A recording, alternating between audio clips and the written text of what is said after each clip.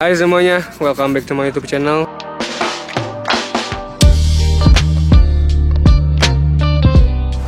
Baik lagi sama aku Jerry Hemiwen, dan hari ini gue mau ajak kalian ke Bantar Gebang. Jadi guys, sekarang lagi ada di Bantar Gebang bareng sama Erika, Caleb, dan Kak Amel. Gue bakal kasih lihat ke kalian juga tentang PLTSA, pembangkit listrik tenaga sampah di Indonesia, di DKI Jakarta, tepatnya di Bantar Gebang ini, karena itu baru juga. Jadi kita bakalan lihat-lihat. Oke, siap Er? Siap. Gimana Er? Pacarannya diajak ke sini? Agak aneh sih, tapi experience baru lah ya. Gokil. Kalian lihat ini mesin alat berat, semuanya sampah, semuanya nih full sampah, dan itu ada pemulung-pemulung nyariin barang-barang yang bisa dijual. Mereka semua naik bahkan nanti sampai ke atas situ juga. Dan ya beginilah realitanya. Kita buang sampah enak banget, tapi aslinya tuh kayak gini. Kalian bayangin nggak berapa banyak sumber penyakit yang ada di sini?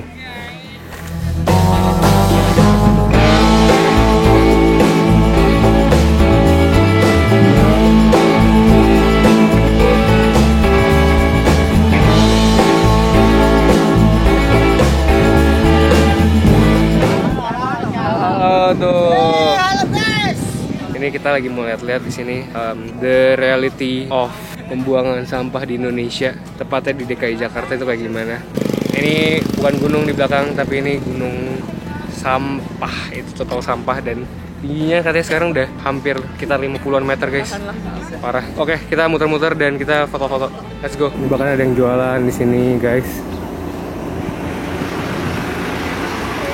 Gimana perasaan lu ngeliat ini semua? Sedih sih. Dan sekarang sampahnya ini udah nggak ada tempat lagi buat sampah. Udah bingung sampah harus ditaruh di mana sekarang. Udah nggak ada tempat lagi guys. Sedih, tapi nggak tahu juga mau harus apa. Bingung juga ngeliatnya kayak gini. Terima kasih bang. Terima kasih banyak.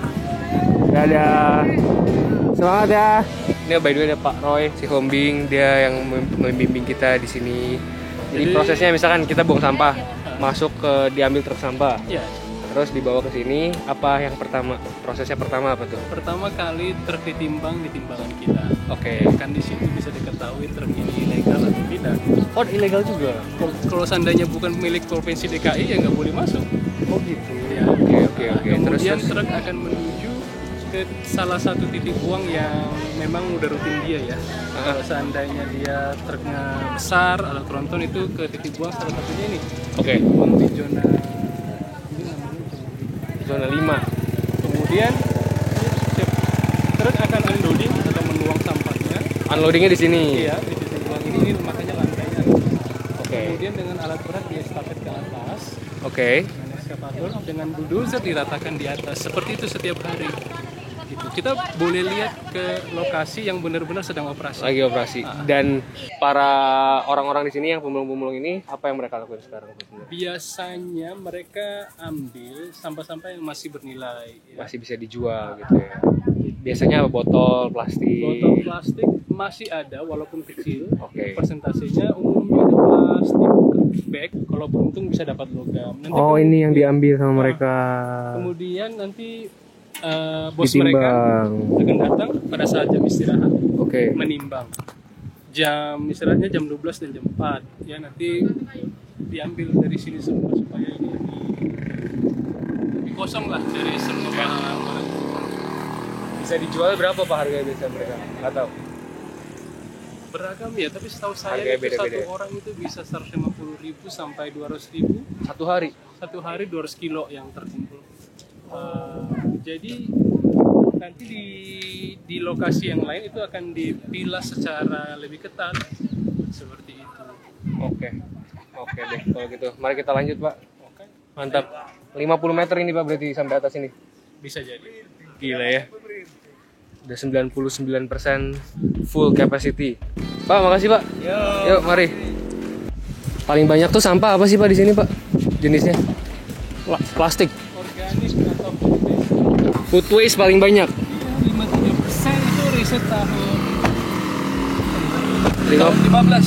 53%. Iya. Yang kedua plastik. Ya, plastik itu 15% ya. PET, sekian botol. persen, plastik bag sekian persen. Kita lanjut guys ke titik berikutnya. Ini tempat penimbangan truk-truk yang baru masuk, semuanya ditimbang di sini guys tuh. Ini lagi timbang di situ tuh. Ini alat timbangannya berarti yang ini ya di bawah ini. Ini yang entry ini. Oh entry ini. Ini semuanya baru masuk. Oh ini timbangnya di sini tuh. Nah jadi guys ini tuh PLTSA Bantar Gebang atau pembangkit listrik tenaga sampah Bantar Gebang. Dan ini tuh udah ada dari tahun 2019. Proses PLTSA itu mirip banget sama kayak pembangkit listrik tenaga uap atau PLTU. Nah bedanya itu kalau PLTU sumbernya dari batu bara, tapi kalau misalnya PLTSA itu sumbernya dari sampah. Jadi proses awalnya itu sampah yang masuk ke Bantar Gebang bakalan dipilah dulu nih, yang mana yang bisa masuk ke PLTSA, yang mana yang nggak bisa. Karena yang bisa dimasukin ke PLTSA itu cuma sampah yang kira-kira itu berkalori tinggi. Contohnya kayak sampah plastik, sampah kertas, kain, sampah kardus itu bisa dibakar ke PLTSA. Tapi kalau misalkan kayak sampah logam atau gadget, listrik gitu-gitu nggak bisa guys. Nah pembakaran ini bakalan dipakai buat ngedidihin air, dan airnya ini nanti kan bakalan ubah tuh jadi uap. Uapnya ini bakalan dipakai untuk memutar turbin generator gitu guys, yang bakalan memproduksi listrik. Selain produk utama yaitu listrik, ada juga produk sampingan, yaitu adalah abunya, abu dari pembakaran sampahnya. Jadi abu dari pembakaran sampah itu kalau misalkan di Bantar Gebang ini dipakai buat bikin batu bata kayak konblok-konblok gitu. Tapi sayangnya kapasitas PLTSA-nya itu cuma sekitar 80-an ton doang per hari, masih dikit banget. Padahal sampah yang masuk ke Bantar Gebang ini tuh sekitar 8.000-an ton satu harinya. Dan produksi listriknya juga belum banyak, cuman bisa memenuhi kebutuhan listrik PLTSA-nya itu sendiri. Jadi kayak muter-muter gitu guys.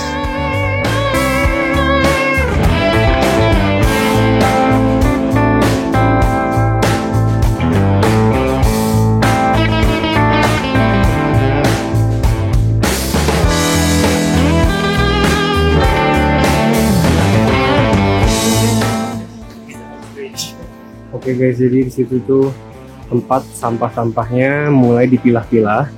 Karena yang masuk ke PLTSA itu nggak bisa semua sampah guys. Cuman sampah-sampah yang berkalori tinggi, contohnya kayak plastik. Kalau logam-logam gitu nggak bisa. Ini plastik, kertas, kain itu masih bisa. Ini masih di sini conveyor belt. Terus ini di crusher, dicacah dulu jadi kecil-kecil. Dimasukin di sana, diputar-putar dulu. Dan di situ ada bagian magnet biar sampah logam bisa dipisahin. Terus terakhir baru ada yang namanya pemilahan sampah manual. Jadi orang-orang bisa pisahin gitu. Jadi ternyata ini tuh kapasitas PLTSA sendiri itu adalah sekitar 100 ton per hari. Tapi sayangnya karena sampah di DKI ini itu cenderung basah, biasanya sekitar 70% basahnya, itu jadinya pembakarannya lama. Jadi biasa satu hari cuma bisa memuat 80 ton sekitar segitu. Sedangkan sampah-sampah yang masuk dari DKI ke Bantar Gebang ini tuh per harinya itu sekitar 7.000 ton guys. Gimana tuh? 7.000 ton sama 80 ton. Di situ ada batu-batu bata, ini paving block. Jadi ini tuh hasil dari abunya, fly ash sama bottom ash. Jadi proses PLTSA ini ada produk sampingan kayak limbahnya gitu, yang adalah bottom ash, abu, bottom ash dan fly ash. Abu yang berat yang di tanah sama abu yang terbang-terbang yang tipis-tipis yang kecil. Nah semuanya itu dipakein, didaur ulang lagi, jadi nggak langsung dibuang, tapi dibikinin batu bata tadi. Ini dia mesin-mesinnya nih, mesin pembuatan batu batanya juga. Oke guys, itu dia keseruan kita di Bantar Gebang sama ke PLTSA juga ya tadi, bareng sama tim Ekadin. Thank you banget tim Ekadin udah bantuin aku bisa masuk ke sini, kita ngobrol-ngobrol dan belajar banyak. Thank you banget Kak Sega dan Kak Fajar. Oke. Thank you banget ya. Belajar bareng ya. Nanti kita ngobrol-ngobrol. By the way, cek jangan lupa Ekadin. Kita bisa apa aja di Ekadin, bisa ngapain aja nih? Bisa belajar tentang lingkungan, mantap, tentang energi Dan pokoknya pembangunan berkelanjutan. kalau Keren. jadi future leader harus nonton Ekadin. langsung guys Ekadin. Bye bye guys. Thank you. Lanjut nanti.